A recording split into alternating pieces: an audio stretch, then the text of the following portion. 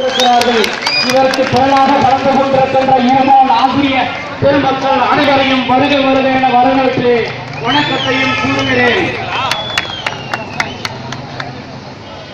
16,549 பேர் குடும்பமும் சந்தோஷப்படும் அளவிற்கு 2012ஆம் ஆண்டு மார்ச் மாதம் 5ஆம் நாள் 16,549 பேருக்கும் பணி நியமன ஆணையை வழங்கி வாழ்விலே ஒளி விளக்கேற்றிய நம்முடைய தமிழகத்தின் ஒளி விளக்கு புரட்சி தலைவி அம்மா அவர்கள்தான்.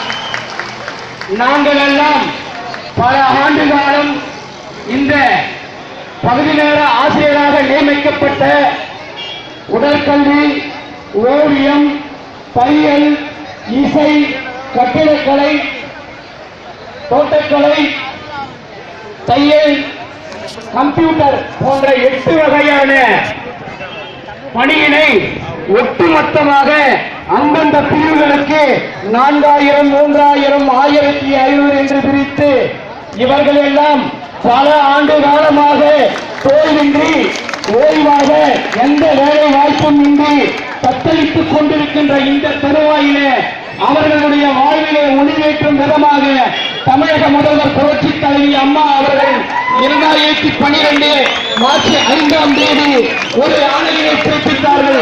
அன்று தையல் ஆசிரியர்கள் நியமிக்கப்படுகிறார்கள், ஓவிய ஆசிரியர்கள் நியமிக்கப்படுகிறார்கள், உடற்கல்வி ஆசிரியர்கள் நியமிக்கப்படுகிறார்கள், இசை ஆசிரியர்கள் நியமிக்கப்படுகிறார்கள், தோட்டக்கலைத்துறை ஆசிரியர்கள் நியமிக்கப்படுகிறார்கள், கட்டிடக்கலைத்துறை ஆசிரியர்கள் நியமிக்கப்படுகிறார்கள், லைஃப் ஸ்கில் வாழ்க்கை கல்வியை நியமிக்கப்படுகிறார்கள்.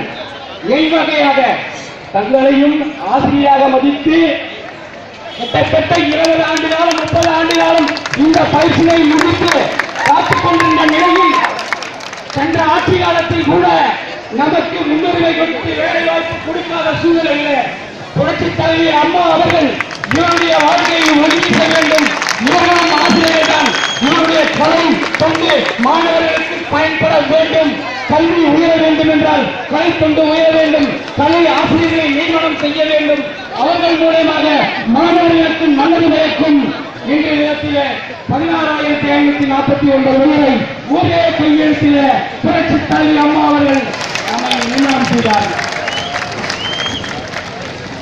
நந்தா